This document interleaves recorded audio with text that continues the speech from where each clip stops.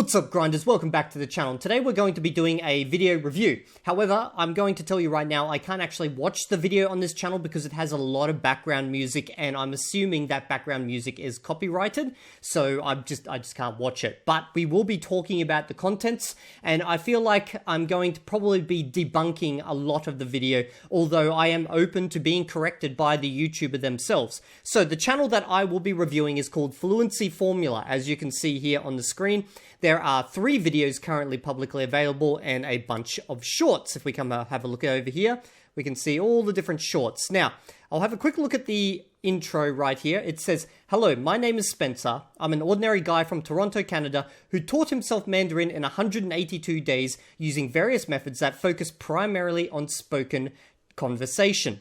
Now, 182 days is roughly 6 months. So he's claiming in his description right there that he has learnt Mandarin Chinese to conversational fluency in 6 months, but it doesn't really define what is conversational fluency there. That is a really big range. And if we were to put that into some type of framework, that could be anywhere realistically from B1 all the way up to almost C1, you know, because I'd say it's C1, you're basically fluent then. But like, that's the range that I would put it within.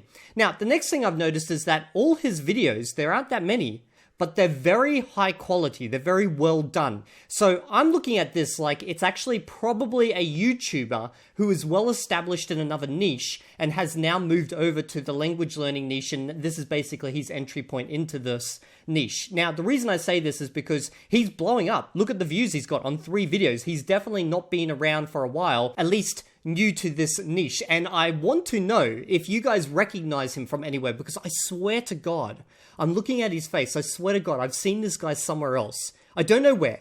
And the only reason I want to know is because I just love seeing how YouTubers like actually expand out into other niches, and like just the thing that really drives them, because I am a YouTuber. So if you recognize him, please let me know. Okay, so what we're going to do is I'm going to open up this video now. I'm going to skip through it. We're not really going to watch it. I'm just going to talk back on each one of his points, and I'll show tiny little fragments of what he says. Okay, so first up, he talks about his language learning journey, and it's pretty reminiscent of what we've heard on many different language learning channels. Is that, you know, we started out with a language, we got hit with the traditional approach, which is usually the grammar approach, and it did not work out too well. And he says here, you know, 6 years he studied French, and then one day he tried to use it at a restaurant, and all he could say was oui, which is, funnily enough, I've never studied French and I can say that. Then he goes and talks about Japanese, and he got to conversational fluency in Japanese within 2 years, which I believe is actually quite fast. Like, if you're managing to pull that off in 2 years, you're doing pretty good. But then the claims get even more hardcore. The claim gets to, within 6 months, he got to conversational fluency with Mandarin Chinese. Now, again, he still hasn't told us what is conversational fluency. However, he talks about 3 different instances in which he can use the language. One of them is with his father-in-law. After just about 6 months of a completely different approach, I was chatting with her father about politics. For those who are not aware and don't know too much about the Chinese levels, at least the traditional ones, if you're at HSK 4 or 5, you can't discuss politics beyond, I think X person is bad and I think, you know, Y person is good. Basically, Twitter level politics type of thing. So that means he must be at a higher level than this, assuming this isn't just some throwaway line, which it could be. It could be just complete hyperbolic, you know, just over the top, didn't really think about it, just said something. But this is an indication of level, because being able to discuss politics, at least in any like depth, requires a pretty large vocab, or at least like a very specific study towards that type of vocab. So I would say you'd have to be HSK 5 plus, which would put you in B2 territory, with like a specific focus on politics, or HSK 6 with still some focus on actual politics himself. So basically, what he's indicated here is within 6 months, he's got to what would be like a B2 plus level. Now, maybe that's not his intention, but that's what I got from the video itself, just due to that one throwaway line. Now, he doesn't tell us how intense his actual study sessions were, like what it actually entailed too much, at least not in this early part of the video, because basically what he does is he goes into what not to do. And the first thing he talks about what not to do, and that is speaking too early. Now, I've heard this argument many times before where people say you shouldn't speak too early because your brain has not built up, as he says, a mental model of the language, and therefore you're going to basically, just use English grammar and stuff like that. And I understand where this thinking is coming from, but the problem for me always is when people use babies as a reference point. And he says it here too. He says in this video, and it's a very common fallacy, that there is a silent period where babies basically, they just don't speak. And he says, for the first whatever amount of time, they just listen, building up this mental model. However, this is not true. And I want to stress this because this is a fallacy that continues to exist. Basically, people believe that babies sit there intentionally just not talking. Well, this is not true. If you go look it up online, and in fact, you don't even need to look this up online. You just need to be aware of what a baby is and how a baby operates, okay? If you've ever seen a baby and you know anything about babies, you know within about 12 months, they're saying their first words, okay? Which will generally be like mama, baba type of thing. And once they get that mama and they get the reaction from the mum that they want, they know they've hit the sweet spot, okay? And they're going to get the goods for it. The goods being, everything around here that the baby wants. But that's not when they first start speaking. That's just the point at which we understand what they're saying. A baby will start cooing within about 2 months of popping out. They'll be cry for a little bit, and then about 2 months they'll be like ah, ee, oo, eh, oh. Not like exactly the vowels, but you get what I'm saying. They're making sounds with their mouth. So this idea that you should not speak, it's not based in any form of reality, at least not when you're referencing babies, because babies are probably the direct opposite of this. They are trying to speak way before they have the capability to speak, and they're trying to match their actual listening comprehension as much as possible and get as much feedback as possible. So when people reference, babies and just sitting there being quietly listening to the language, that's not what they do.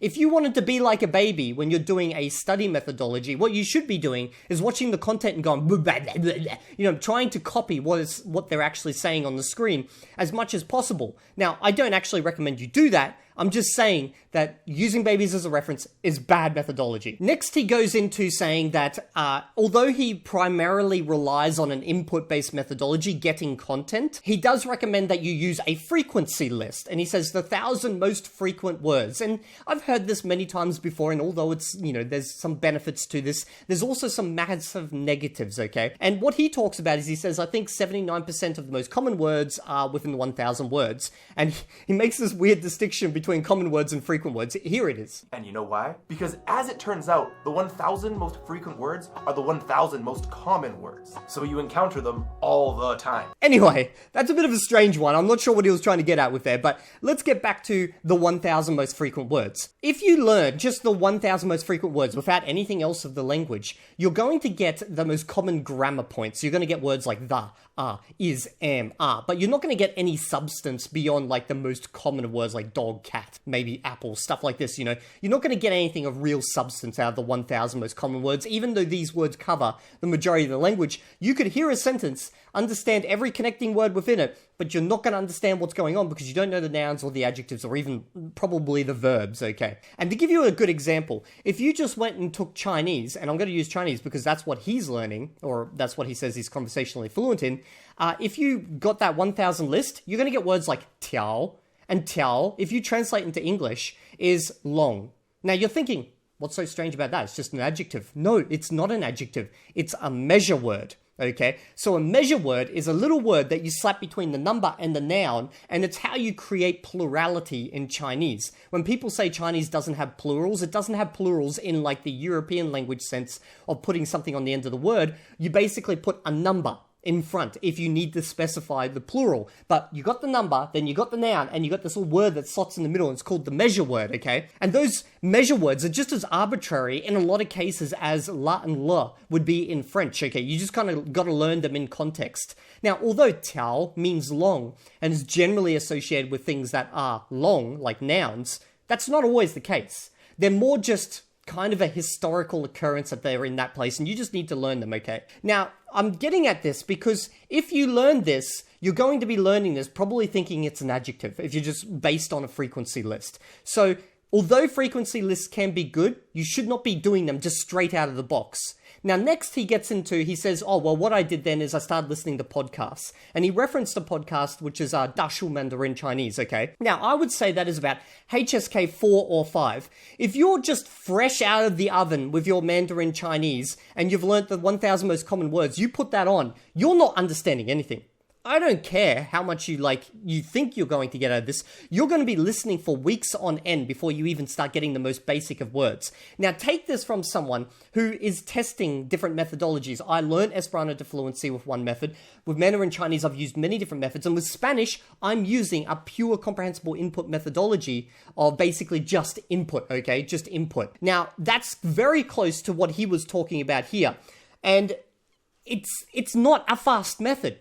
So if you want to learn a language in a very fast time frame, that is not the way to go. That is actually the worst way to go. And yet it is the type of method, apart from the whole flashcards, apart from all the most frequent words that he mentions here. Now, he may go into it more in his course, because he does have a course that he's got for free at the moment, but it's implied that it will be paid later, called Fluency Formula, just like his YouTube channel. But just on this one video alone, based on the content of this video, what he's mainly proposing is just an input-based approach with learning like the most frequent words. And it seems like he's not a fan of flashcards because he mentions not being a fan of them, which means for those most frequent 1,000 words, you're either just reading over them constantly or you're writing them out constantly. Realistically, I think flashcards is probably the most effective method to learn those 1,000 words. So I'm not sure what's happening in that point in the video. Now, as we progress through the video, I'm still waiting for him to give us an idea of what his study rhythm looks like. And it finally gets to it in the back half of the video where he starts talking about,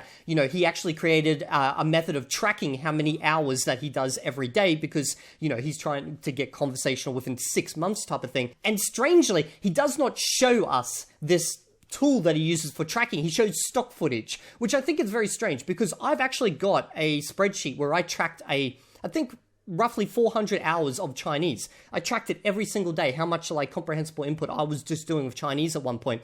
And I can tell you right now, if I was to make this type of video, I'll just show you that spreadsheet and scroll through it because I've done that before. Why would I show you stock footage? I want to show you what I've actually done. So that's really iffy to me. Now, the part that struck me crazy here was that he said some days, he only did the hour a day. So with Mandarin Chinese, I set a 1 hour daily minimum target that I had to hit. And on a few days, that's all I did. But on most days, I got into the flow and did much, much more. I can't imagine where you just do 1 hour one day, but then you have to do 18 hours the next day type of thing, or, 10 hours or 8 hours or whatever the next day, 8 hours one day, 2, 3, 4, 5, and then you take a day off. Is this going to the gym? Maybe it is. Maybe that's part of his methodology. I don't know. He doesn't explain it. But the fact that he said, you can just do 1 hour here, but I do much, much more. What is much, much more, my man? You have not defined it. And I feel like if you want to be honest about whatever method you're using, you should be telling us what that much, much more is. And you should be showing us how many hours you've actually put into this so people get a realistic look into what it took for you to get conversational in Mandarin Chinese within 6 months.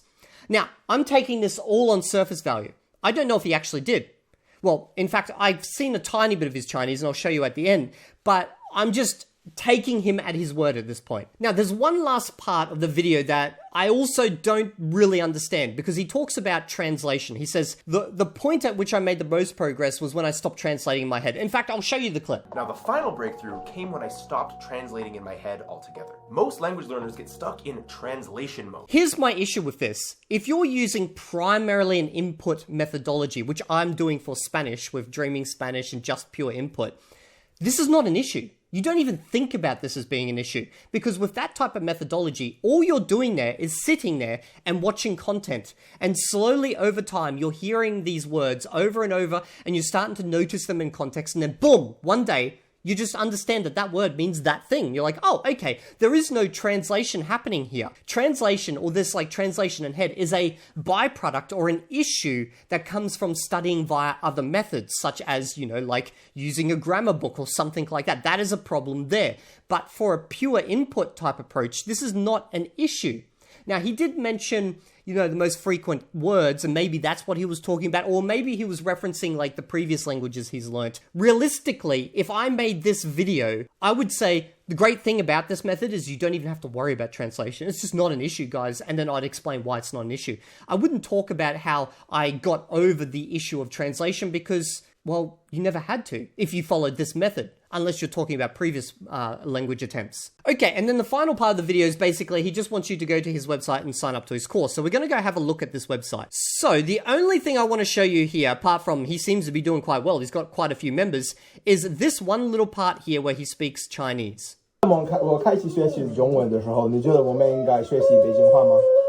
What the hell? 因为我觉得我特别喜欢北京儿化音。Okay, well, that's pretty much the extent of the Chinese that we hear. Now, based on that one tiny little segment there, that's not too advanced of Chinese, although he was flowing quite fast there, and it sounded good, like the tones and the sounds sounded quite good, which is strange from someone who focuses primarily on an input method, because normally, especially if you're only 6 months into this, like, I don't care how many hours you've done per day, your tones and your pronunciation of the specific sounds of Chinese would be a mess. But I feel like he's done some type of previous study. I'm just going to be honest about that, okay? But based on what that tiny little piece right there, it also sounds like that first part was definitely pre-memorized, because there was no like breaks, there was no thinking about it. It was just like boom, came straight out, and then like he followed on with the second sentence, and then he was interrupted, and that's pretty much the end of it. We don't hear any more. Now, what I'm going to say is, if I was making this type of claim that I got to conversational fluency within 6 months and then also mentioned politics as like a point of discussion, I feel like I would have to give you guys a lot more. Realistically, I would have to be like do a monologue for a few minutes, especially on my Fluency Formula website. Why is there no monologue of him speaking in Chinese or him having a discussion with someone else in Chinese? If you're conversational, especially like, you could just do this with your in-laws. This would not be hard. Just have a discussion about how you learn Chinese and boom, upload that video. Why do we get such a tiny little segment? So if the YouTuber who's watching this, if you really did learn within 6 months, which I think for the majority of people without doing an insane amount of study is not possible, I implore you to upload a video where you're actually talking about this in a lot more depth, and probably do this if you can in Mandarin Chinese, because I think that would validate your claims a lot more. Now, secondly, this is probably too late, but it's what I'm doing with my Spanish journey, is if I was to make a course like this, I would actually show my progression over time. Day 1, how good I am. Obviously not good at all. Week 1, month 2, 3, 4, 5, 6. And then I'd put this all together into one video, because you would literally hear and see the progress. So, I'm going to be completely honest. I actually don't believe that this guy learnt Mandarin Chinese in 6 months. Either his Mandarin Chinese is not as good as he's implying it is, which is possible, because he could be being very hyperbolic in that video saying, you know, they discuss politics. It might have been just like a side thing that they mentioned type of thing. Maybe he just said, you know, don't like Donald Trump, or I love Donald Trump, or I love Kamala Harris. You know, it could have been anything simple like that. We don't get any more information. Or he's been studying Chinese for a lot longer, which I actually feel like is probably the case based on the fact that his tones and his pronunciation of Chinese specific sounds there are quite good. But maybe there is some strange world in which within 6 months he managed to pull this off. But we realistically need to get a full breakdown of how he did this in 6 months, because I've never met someone who's managed to do that. To give you an idea of what I think is realistic within 6 months, I'll show you what's realistic within 3 months. I'm going to show you a clip of Benny Lewis after spending 3 months in Taiwan hardcore studying Mandarin Chinese. This is a guy who for many years specialized in learning languages rapidly and employing many different methods, living in country, and this was his job to learn languages. This is what you can expect to get after 3 months of working just hard at it with the intention of getting to spoken fluency. I feel like Benny Lewis shows us realistically what's possible. So here's the clip. 你在你的工作，你有两个工作，我觉得你因为你是采访人，你已经跟很有名的人做这个采访。Okay, now if you speak Mandarin Chinese, you've noticed straight away that that was just a complete mess. Like, props to him for actually making that much progress within 3 months. Like, that's actually really good progress. Now, obviously the sounds and the tones are a complete mess, but based on that tiny little segment right there, his sounds and tones were very good. So something is not right here. So basically, my overall summary is I don't actually trust Mr. Fluency Formula, Mr. Spencer here, because there's too many red flags, okay? But I am open to having my mind changed if you can prove that you did this within 6 months. I am very curious, and I do publicly basically challenge you to prove that you did this within 6 months. If you can do that, I would be more than happy to learn from you.